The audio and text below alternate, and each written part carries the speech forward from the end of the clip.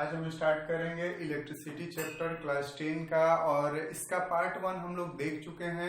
Link जो है आपके डिस्क्रिप्शन में दिया हुआ है। तो पार्ट 1 में मैंने आपको बताया था कि इलेक्ट्रिसिटी क्या होता है, जिसमें स्टडी ऑफ चार्ज पढ़े थे, करंट इलेक्ट्रिसिटी जिसमें कि study of charge in motion पढ़े थे, how to conduct electricity better than non metals, metal जो है नॉन मेटल से कैसे इजीली ये कंडक्शन करता है इलेक्ट्रिसिटी का, ये भी देखे थे। उसके बाद हम लोग फिजिकल क्वांटिटी की बात कर रहे थे इस चैप्टर में। तो फिजिकल क्वांटिटी मैंने देखा था इलेक्ट्रिक चार्ज, इलेक्ट्रिक करंट, उसके बाद पोटेंशियल डिफरेंस, ये तीनों चीज देखे थे। और मैं बोला था आपको कि नेक्स्ट टॉपिक आज पार्ट 2 में स्टार्ट करेंगे हम लोग रेजिस्टेंस। क्या स्टार्ट करेंगे? रेजिस्टेंस स्टार्ट करेंगे।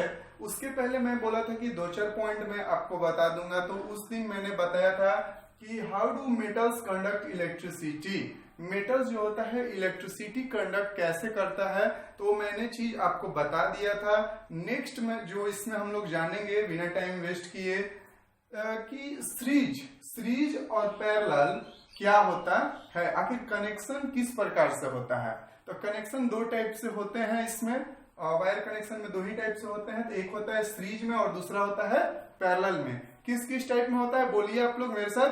पहला होता है सीरीज में और दूसरा होता है पैरेलल में। बोला करो भाई। पहला होता है सीरीज में और दूसरा होता है पैरेलल में कनेक्शन होते हैं। तो अब देखिए सीरीज कनेक्शन क्या होता है और पैरेलल कनेक्शन क्या होता है और कैसा होता है और कैसा दिखता है। तो हम लोग साइंटिफिक इमेज से बात करते हैं। तो यहाँ पर मैंने आपको सीरीज कनेक्शन बनाया है और ये आपका जो हो गया पैरेलल कनेक्शन बनाया है, ठीक है। तो इसमें आप देख रहे हैं कि ये जो है बल्ब है, ठीक है। क्या है?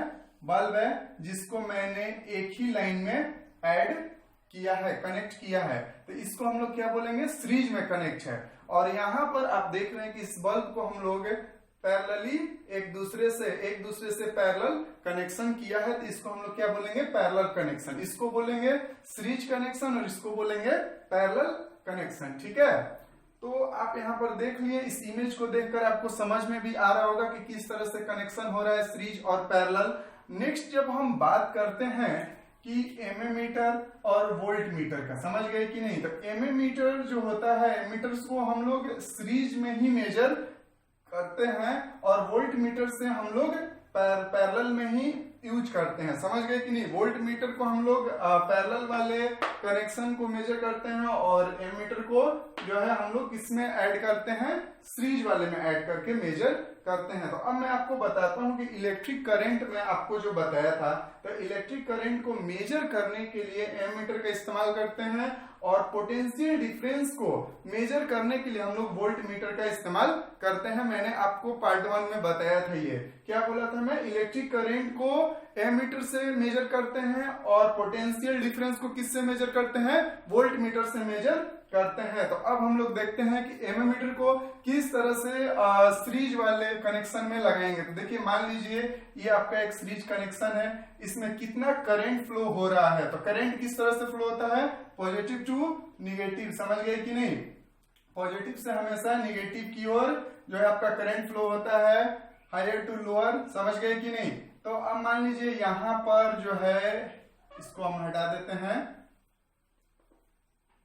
और यहाँ पर हम लोग ऐड कर लिए एमीटर, ठीक है। तो अब देखिए यहाँ पर एमीटर लगा लिए और इससे हम लोग मेजर कर सकते हैं कि करंट जो है कितना फ्लो हो रहा है। अब मान लीजिए कि आपको इसमें वोल्ट मीटर लगाना होगा। वोल्ट मीटर से क्या हम लोग मापते हैं? Potential difference. वोल्ट मीटर से हम लोग क्या नापते हैं? Potential difference. अब आपको पोटेंशियल डिफरेंस पता करना होगा इसमें, तो किस तरह से हम लोग करेंगे ऐड? तो यहाँ पर हम लोग क्या करेंगे, मान लीजिए ऐसे लगा देंगे और उसके बाद से यहां से ऐसे ले जाएंगे और यहाँ पर वोल्ट मीटर लगा देंगे। इस तरह से आपका कर देंगे और इससे पता चलेगा कि पोटेंशियल डिफरेंस कैसे होता है, समझ गए कि नहीं? पोटेंशियल डिफरेंस कितना है और आपको करंट मापना हो तो इस तरह से हम लोग यूज कर सकते हैं एमीटर का और वोल्ट मीटर का कनेक्शन इस तरह से करके पोटेंशियल डिफरेंस का पता लगा सकते हैं। पोटेंशियल डिफरेंस मैंने आपको बताया था कि क्या होता है अगर एक ही सीरीज में मान लीजिए कि इस कनेक्शन में दो बैटरी हम लोग लगा देते हैं, दो सेल लगा देते हैं और दोनों सेल से जो है कितना ट्रांसफर हो रहा है, पोटेंशियल डिफरेंस क्या हो रहा है, तो उससे मेजर करने के लिए वोल्ट मीटर का इस्तेमाल करेंगे और वोल्ट मीटर का इस तरह से कनेक्शन कर सकते हैं।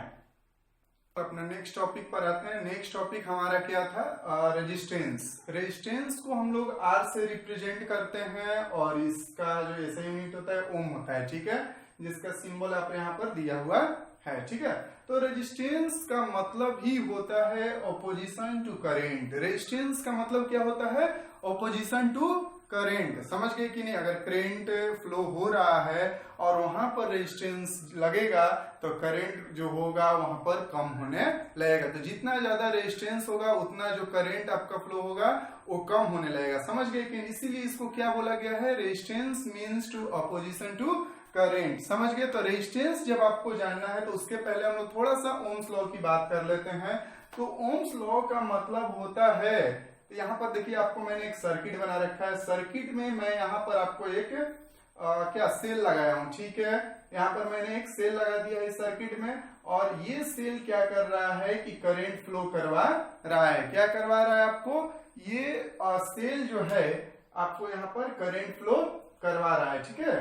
तो जब करंट फ्लो होगा तो देख रहे हैं कि अगर एक यहाँ पर सेल है तो करंट फ्लो होगा, अगर मैं दूसरा सेल लगा दिया तो और ज्यादा करंट फ्लो होने लगा, अगर मैं यहाँ पर तीसरा सेल लगा दिया तो और ज्यादा करंट फ्लो होने लगेगा। यानी कि ओम्स लॉ ये कहता है कि potential difference is directly proportional to current. क्या बोलता है, potential difference is directly proportional to current. Ohm's law क्या बोलता है कि potential difference is directly proportional to current. समझ गए कि नहीं? तो मैंने वहां पर यहाँ पर यही लिखा है कि potential difference is directly proportional to current in any given circuit.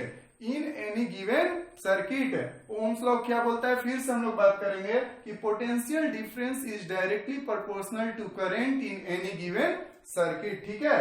तो यहाँ पर हम लोग ओम्स लॉ देखे। इसके बाद हम बात करते हैं, एक मिनट मैं इसको थोड़ा सा हटा देता हूं आपको।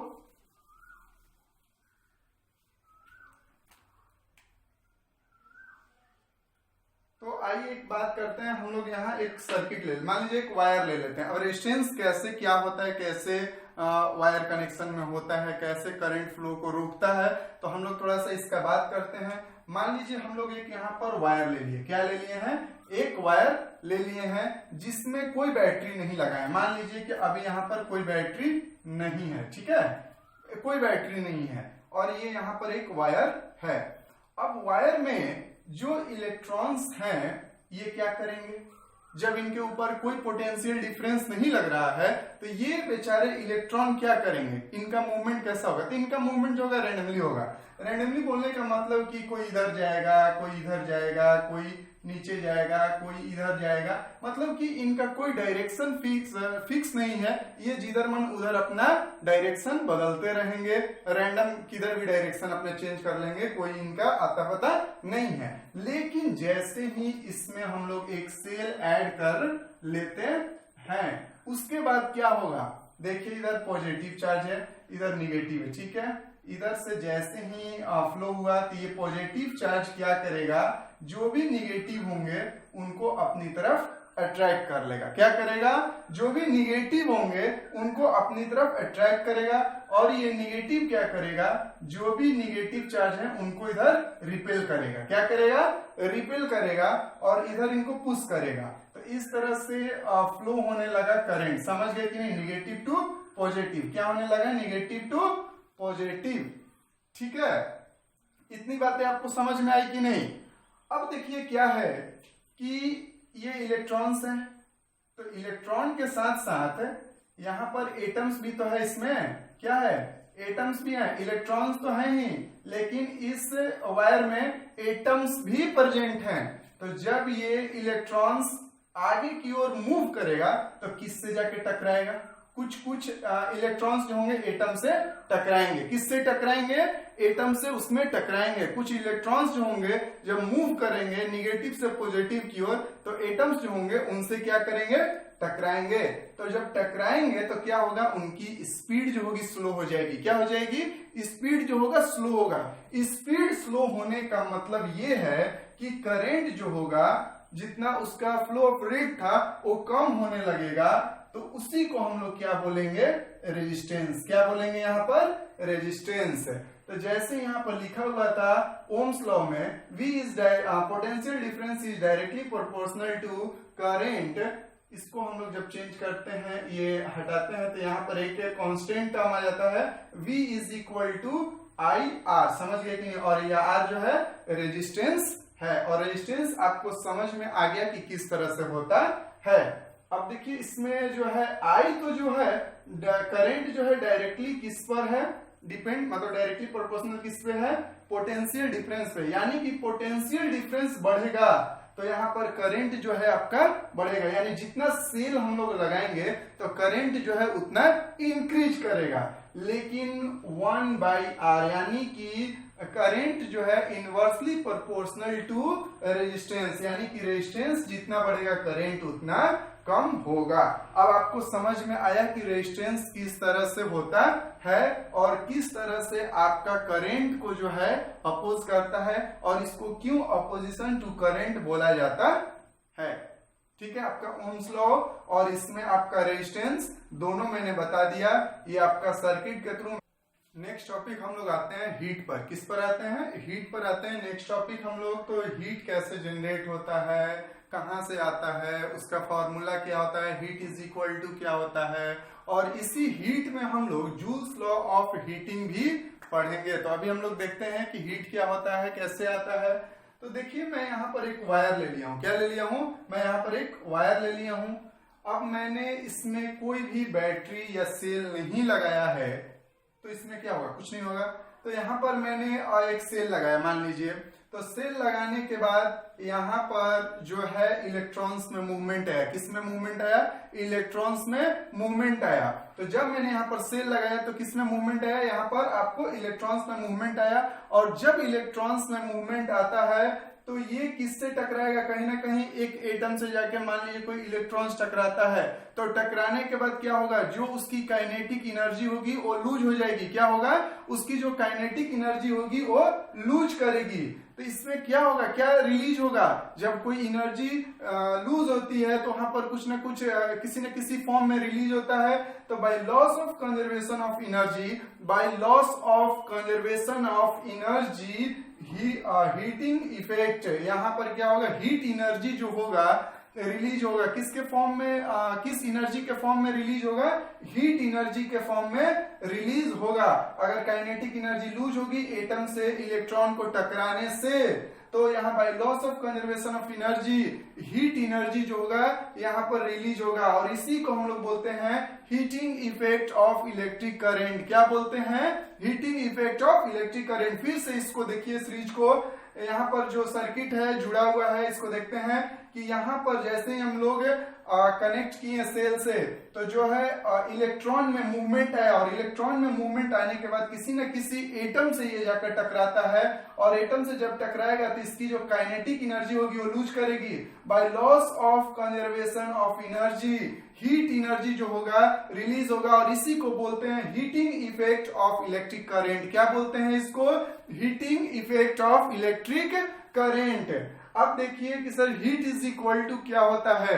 तो हीट इज इक्वल टू हम लोग देखने के लिए सबसे पहले मैं आपको यहाँ पर लिखा हूं, आप ध्यान से देखेंगे, V is equal to W by Q, जो यहाँ पर आपने पढ़ा रखा है, V is equal to W upon Q. ठीक है, W मीन्स वर्क और Q मीन्स आप यहाँ पर देख रहे हैं चार्ज, इलेक्ट्रिक चार्ज होता है, potential difference, potential difference is equal to work upon electric charge. ठीक है, तो यहाँ पर वर्क जो है किसके फॉर्म में है, एक एनर्जी है। वर्क जो है यहाँ पर एक एनर्जी है, और एनर्जी किसके फॉर्म में रिलीज हो रहा है, हीट के फॉर्म में। तो हम लोग यहाँ पर W की जगह H भी लिख सकते हैं। तो अब देखिए क्या हो जाएगा, potential difference is equal to H upon Q। क्या हो जाएगा, potential difference is equal to H upon Q, यानी हीट अपॉन चार्ज। ठीक है, तो heat upon charge is equal to potential difference into electric charge. यहाँ पर क्या बन गया, heat energy heat is equal to potential difference into charge. अब Q के जगह जो है यहाँ पर आप Q देख रहे हैं,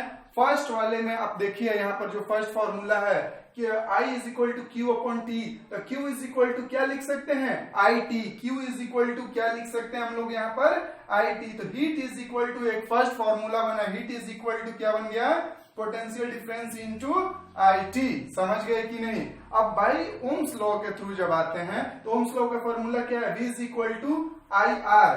तो यहाँ पर देख रहे हैं H is equal to V I T. अब V के जगह हम लोग क्या लिख सकते हैं आई आर भी लिख सकते हैं। तो heat is equal to I R into I T जब करेंगे तो सेकेंड फॉर्मूला हमारा जो बनेगा heat is equal to I square R T. ठीक है। अब देखिए दो हम लोग हीट इज इक्वल टू दो फॉर्मूला यहाँ पर देख लिए, थर्ड भी देखेंगे कि H is equal to V I T हम लोग सबसे पहले निकाले थे। ठीक है। तो heat is equal to V I T, तो यहाँ पर I के जगह हम लोग क्या लिख सकते हैं V बाई आर लिख सकते हैं। देखिए I की जगह R इधर आ जाएगा और V बाई आर बन जाएगा। तो यहाँ पर हो जाएगा V into V by R into T, यानी heat is equal to V square T upon R. तो हमारे पास तीन फॉर्मूला तैयार हो गया, H is equal to V I T, I square R T, V square T upon R. ठीक है। तो अब आप मेरे से एक सवाल पूछ सकते हैं कि सर हम लोग फॉर्मूला कौन सा यूज करेंगे। तो आप क्वेश्चंस पढ़ेंगे और क्वेश्चंस में अगर पोटेंशियल डिफरेंस, करंट और टाइम दिया हुआ रहेगा तो आप फर्स्ट फॉर्मूला यूज कर लीजिए। अगर आपके पास करंट, रेजिस्टेंस और टाइम दिया है तो सेकंड फॉर्मूला यूज कर लीजिए। अगर आपको पोटेंशियल डिफरेंस, टाइम और रेजिस्टेंस दिया हुआ है तो आप थर्ड फॉर्मूला यूज कर सकते हैं। तो आपका हीट का तीनों फॉर्मूला यहाँ पर मिल गया। इस चैप्टर में अभी तक मैं आपको टोटल 4 फॉर्मूला बता चुका हूँ। Current is equal to potential difference is equal to, उसके बाद से आपको हीट इज इक्वल टू यहाँ पर आप देख लिए हैं, इससे आप न्यूमेरिकल्स बना सकते हैं। अब बात करते हैं कि जूल्स लॉ ऑफ हीटिंग क्या होता है। तो देखिए यहाँ पर सेकंड फॉर्मूला जो है heat is equal to I square R T, यही होता है जूल्स लॉ ऑफ हीटिंग। इसको स्टेटमेंट लिखने के लिए बोलेगा तो आप स्टेटमेंट में कैसे लिख सकते हैं कि heat generated in the conductor, क्या बोलेंगे heat generated in the conductor is directly proportional to a square of the current. Heat generated in the conductor is directly proportional to the square of current. First line. Second में क्या लिखेंगे resistance of the conductor, क्या बोलेंगे resistance of the conductor। और third point में क्या लिखेंगे the time for which the current is passed, the time for which the current is passed। तो वही होता है कि heat is directly proportional in the conductor is directly proportional to a square of the current, resistance of the conductor and the time for which the current is passed। और यही होता है आपका जूल्स लॉ ऑफ हीटिंग। समझ गए, आपको heat समझ में आ गया। अब नेक्स्ट टॉपिक पर हम लोग बात करते हैं पहले पावर पर। ठीक है। उसके नेक्स्ट टॉपिक हम लोग बात करते हैं अगर पावर की। तो पावर यहाँ पर क्या होता है, 9th क्लास में हम लोग पढ़े थे कि power is equal to W upon T. क्या पढ़े थे हम लोग, power is equal to W upon T. तो यहाँ पर जो है वर्क जो है किसके फॉर्म में हो सकता है, हीट के फॉर्म में है। तो हम लोग पावर इज इक्वल टू क्या लिख सकते हैं V I T upon T. जैसे कि heat is equal to V I T भी है यहाँ पर, तो heat is equal to V I T और अपॉन में टी लिख दिए। नहीं तो heat is equal to I square R T भी होता है, तो I square R T upon T लिख सकते हैं। नहीं तो V square T upon R upon T भी लिख सकते हैं। और इतना लिखने के बाद क्या होगा, सिंपली टी सब जगह से कैंसिल हो जाएगा, आप देख रहे हैं। ठीक है। तो क्या बचेगा आपको यहाँ पर, पावर का आपके पास फॉर्मूला आ गया सीधा सीधी, P is equal to V I square R और वी स्क्वायर अपॉन आर। तीन फॉर्मूला आपको पावर इज इक्वल टू यहाँ पर मिल गए। अब जो आपके क्वेश्चंस में गिवन होंगे उससे आप पावर का फॉर्मूला लगा सकते हैं। तो टोटल आपको फॉर्मूला यहाँ पर इतना सारा मिल गया। ठीक है। इससे आप सारा न्यूमेरिकल्स बना सकते हैं। अब थोड़ा सा हम लोग बात कर लेते हैं किसके टॉपिक पर, हम लोग बात करेंगे अभी रेजिस्टेंस ऑफ वायर। वायर में किस तरह से रेजिस्टेंस वर्क करता है, उसके बाद कॉम्बिनेशन ऑफ रेजिस्टेंस। रेजिस्टेंस किस तरह से उसको से कॉम्बिनेशन किस तरह से होता है, उसका पैरेलल में या सीरीज में किस तरह से रेजिस्टेंस को हम लोग कंबाइन करते हैं। उसके बाद से किलोवाट आवर की बात कर लेंगे। ये 3 टॉपिक लास्टली जो है इंपॉर्टेंट है, थोड़ा सा इसको बात कर लेते हैं, उसके बाद ये आपका चैप्टर खत्म हो जाएगा। तो पावर जो है सिंपल है, power is equal to W upon T, heat के फॉर्म में होगा। तो आपका first formula VI² upon R, power is equal to this, आप ये समझ सकते हैं। आइए आते हैं आपको रेजिस्टेंस का किस तरह से कॉम्बिनेशन होता है। लास्ट टॉपिक पर अब बात कर लेते हैं कि रेजिस्टेंस जो होता है किस किस चीज पर डिपेंड होता है।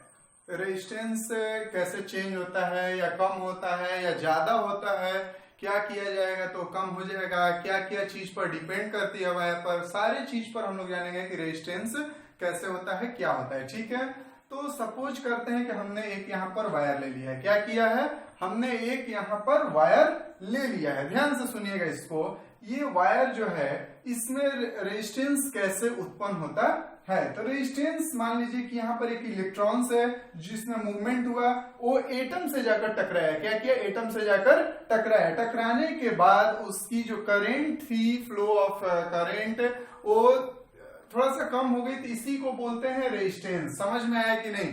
तो किस किस चीज पर डिपेंड कर सकती है, तो आप ध्यान से सोचिए कि इलेक्ट्रॉन जो है एक यहाँ पर व्हीकल्स है, गाड़ी है जो रोड पर ट्रेवल कर रही है, और एटम्स जो है यहाँ पर ट्रैफिक का काम कर रहा है। तो ट्रैफिक क्या हो गया, यहाँ पर रेजिस्टेंस हो गया, और जब व्हीकल्स चलते हुए आएगी, ट्रैफिक ऑन होगा तो उतना ही गाड़ी जगह जगह रुकेगी। यानी कि जितना ज्यादा ट्रैफिक होगा उतनी ज्यादा गाड़ी को रुकना पड़ेगा। लेकिन ट्रैफिक कम कैसे होगा, अगर रोड को चौड़ा कर दिया जाए, रोड को बहुत ही ज्यादा चौड़ा कर दिया जाए, तो गाड़ी को रुकने की जरूरत नहीं है, वो सीधा क्या करेगा, निकलता चला जाएगा। वो क्या करेगा, गाड़ी निकलता चल जाएगा। यानी कि आपका जो वायर है उसके एरिया से रेजिस्टेंस को लेना देना है। समझ गए कि नहीं। यानी इसको रोड मानिए, रोड जितना चौड़ा इलेक्ट्रॉन उतना ही आसानी से पास होगा। तो इस वायर को हम लोग एक रोड की तरह देखते हैं, इलेक्ट्रॉन्स को एक गाड़ी की तरह देखते हैं, और एटम्स को एक ट्रैफिक की तरह देखते हैं।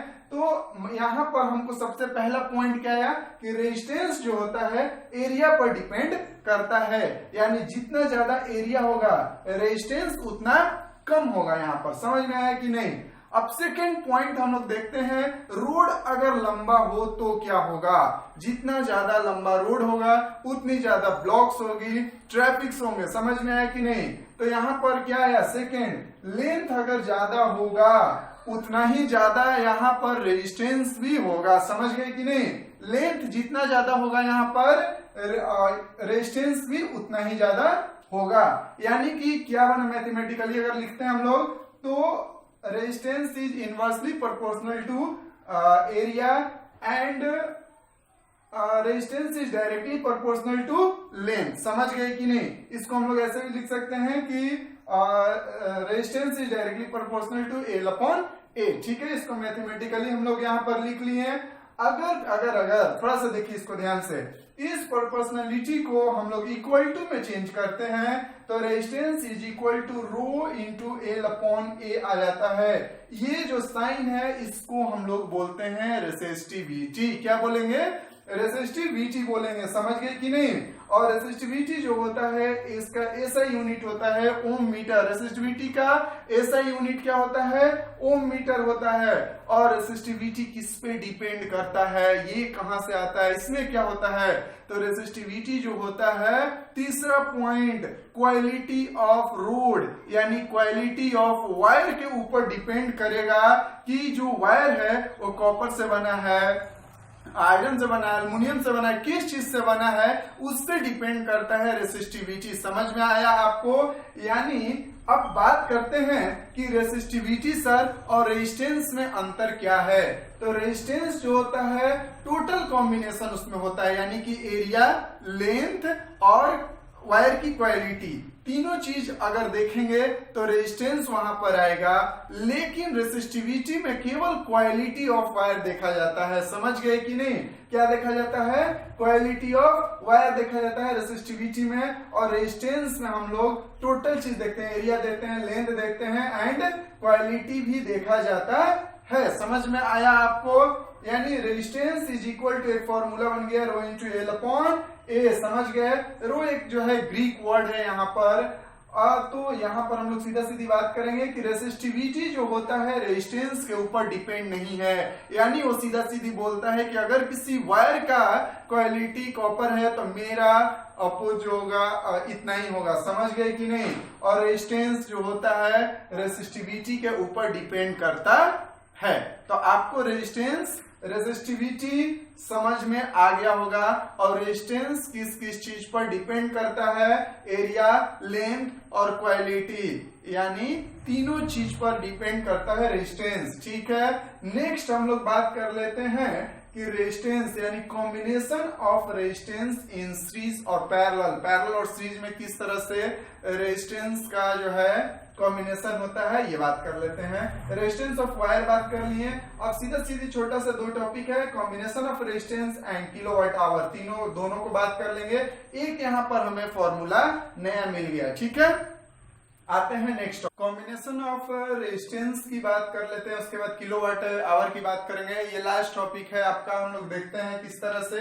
तो यहाँ पर मैंने रेजिस्टेंस इस तरह से इसका कॉम्बिनेशन होता है सीरीज में, और इस तरह से इसको पैरेलल में करते हैं। आप थोड़ा बहुत जानते होंगे इसको। तो यहाँ पर मैंने सीरीज में रेजिस्टेंस को R1, R2, R3 मैंने 3 रेजिस्टेंस यहाँ पर ऐड कर दिया, कंबाइन कर दिया। ठीक है, अगर टोटल रेजिस्टेंस हमको यहाँ पर पता करना होगा तो resistance in series is equal to R1 plus R2 plus R3 कर देंगे सीरीज में। ठीक है, अब अगर पैरेलल में सीरीज है तो देखिए इस तरह से। ठीक है, तो 1/R resistance parallel is equal to, अगर आपको टोटल इसमें रेजिस्टेंस निकालना पड़ेगा तो 1/R1 plus 1/R2 plus 1/R3 करेंगे। समझ गए कि नहीं? तो अब बताइए कि हम लोग पैरेलल में रेजिस्टेंस को क्यों कंबाइन करते हैं, या सीरीज में रेजिस्टेंस को क्यों कंबाइन करते हैं? क्योंकि अगर सीरीज में हम लोग रेजिस्टेंस को लगाते हैं तो रेजिस्टेंस के वैल्यू को इंक्रीज करना पड़ता है। क्योंकि अगर मान लीजिए ये 10 है, ये 20 है, ये 30 है, तो ऐड कीजिएगा तो बहुत ज्यादा रेजिस्टेंस हो जाएंगे। तो रेजिस्टेंस के वैल्यू को इंक्रीज करने के लिए हम लोग सीरीज में लगाते हैं, और रेजिस्टेंस के वैल्यू को डिक्रीज करने के लिए, ज्यादा से कम करने के लिए या कम से कम करने के लिए यहाँ पर हम लोग रेजिस्टेंस को पैरेलल में लगाते हैं। ठीक है, इस तरह से आपका 2 रेजिस्टेंस का यहाँ पर फॉर्मूला आ गया। ठीक है, अब किलोवाट आवर क्या होता है? किलोवाट आवर जो एक्चुअली जो है पावर है, यानी कि आपके घर में जो बिजली का बिल आता है वो इसी किलोवाट आवर में आता है, यानी कि ये एक इलेक्ट्रिक एनर्जी है। समझ गए कि नहीं? तो किलोवाट आवर यानी कि पावर इज इक्वल टू होता है एनर्जी अपॉन टाइम। क्या होता है? एनर्जी अपॉन टाइम, यानी कि यहाँ पर हम लोग लिख सकते हैं E is equal to PT, energy is equal to क्या लिखते हैं? पावर इंटू टाइम लिख सकते हैं। पावर को हम लोग किलोवाट में लिखेंगे, टाइम को आवर में लिखेंगे, और इसको प्यार से यूनिट भी कहते हैं। जैसे आप लोग कहीं रूम लेते हो या आपके घर में बिजली बिल आता है तो आप लोग मम्मी पापा से ये भी पूछते होंगे, या जो लोग रूम लेकर रहते हैं तो अपने मकान मालिक से ये भी पूछते होंगे कि कैसे रुपए यूनिट जो है यहाँ पर चल रहा है बिजली बिल। समझ गए कि नहीं? तो यूनिट यही होता है। समझ गए? 1 kilowatt hour is equal to आपका यहाँ पर होता है 3.6 into 10 to the power 6 joule. इसको जूल में मेजर करते हैं। इस तरह से आपका यहाँ पर टोटल इस चैप्टर का फॉर्मूला और यहाँ पर एक्सप्लेनेशन टोटल मैंने आपको करके दिखा दिया। How to metal conduct electricity, series, parallel, ammeter, voltmeter, उसके बाद से ओम्स लॉ, जूल्स लॉ, उसके बाद से आपका combination of resistance of wire, A to Z मैं आपको यहाँ पर टॉपिक बता चुका हूँ। सारा फॉर्मूला आपके सामने है। अब आपको प्रैक्टिस करने की जरूरत है, इस वीडियो को थोड़ा सा ध्यान से देखने की जरूरत है। और एक छोटी सी बात, अगर आपको ये वीडियो अच्छी लगती है तो हमारी मेहनत को थोड़ा सा आप अपने थोड़ा सा टाइम देकर इसको आगे बढ़ा सकते हैं, यानी कि शेयर कर सकते हैं, नहीं तो आप सब्सक्राइब इसको कर सकते हैं। ठीक है, चलिए इसके साथ थैंक यू।